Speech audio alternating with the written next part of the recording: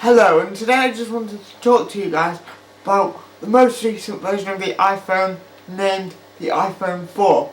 Now this was announced on June 7th at the WWDC conference by Apple.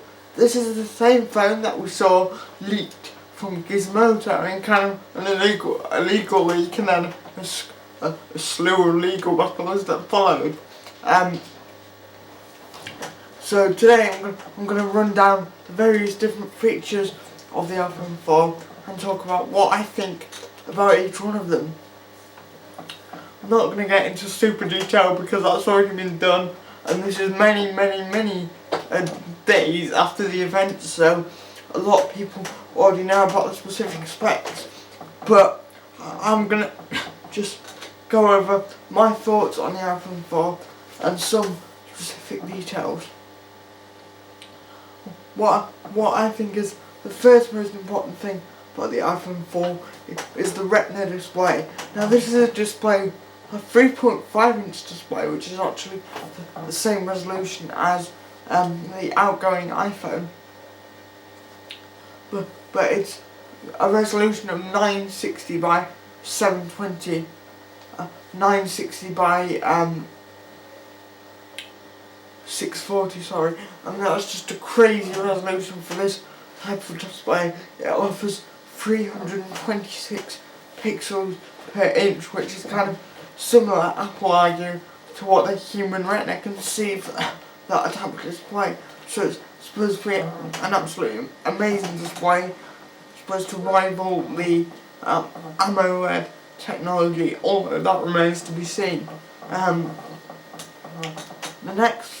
The next feature that I wanted to talk about is the big feature that everyone's talking about. I don't think this is that important, but for ages before the official announcement and before the rumours, there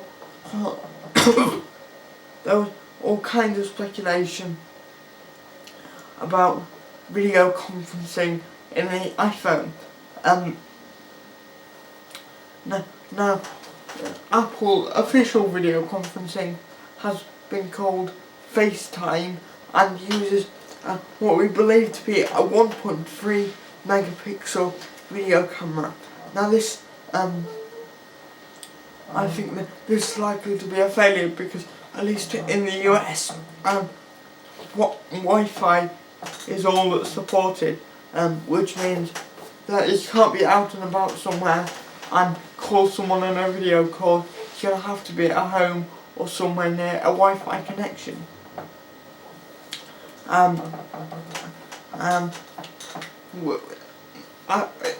Apple did kind of say Wi-Fi only for 2010, so that leads you to believe that it's going to be 3G support in a later in the product cycle. But there we go. The iPhone 4 also runs iOS 4, which they renamed from iPhone OS 4 because it's the iPhone, the iPod Touch, and now the iPad. I predicted this in my last predictions video, but that didn't come to fruition on the later event, but it did on this one. So it's now called iOS 4. That's got over 100 new features and over 1,500 new developer APIs, so I think we could see tremendous update with that. The next feature that I wanted to talk about was the gyroscope. Now, when Apple added the accelerometer into their first iPhone device, they really set the standard and developed something that became ubiquitous with many cell phones and similar devices. They've now added a gyroscope, which, in combination with several other things in the phone, allows for 6-axis motion sensing. So that should be really cool for game maps and a whole range of things. They also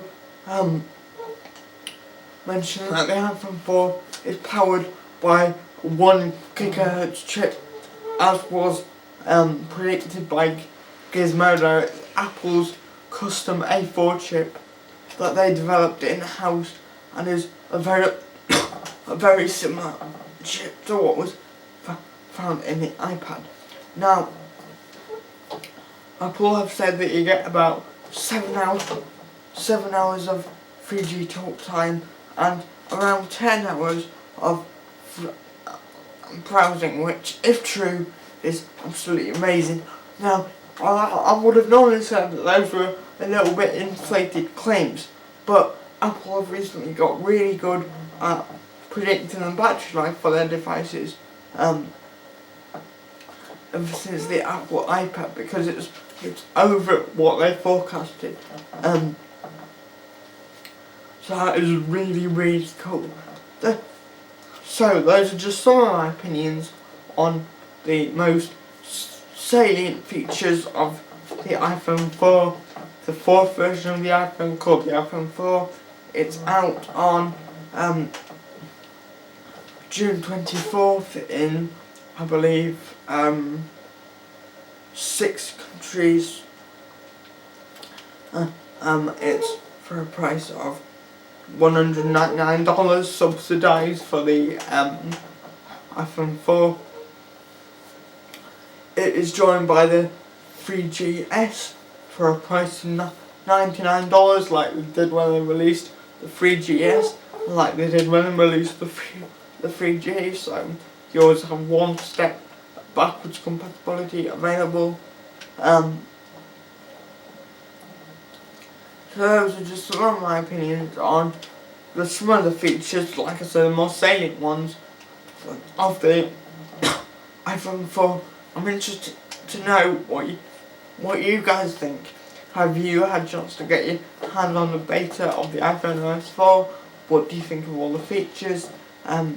What do you think is missing from the device? And yeah, I'm just curious to know what you guys think. So, thank you for watching this video. If you'd like to see some more of my content, you can head over to www.technobuffalo.com/future. Thank you for watching this video, and see you in the next one. Bye bye.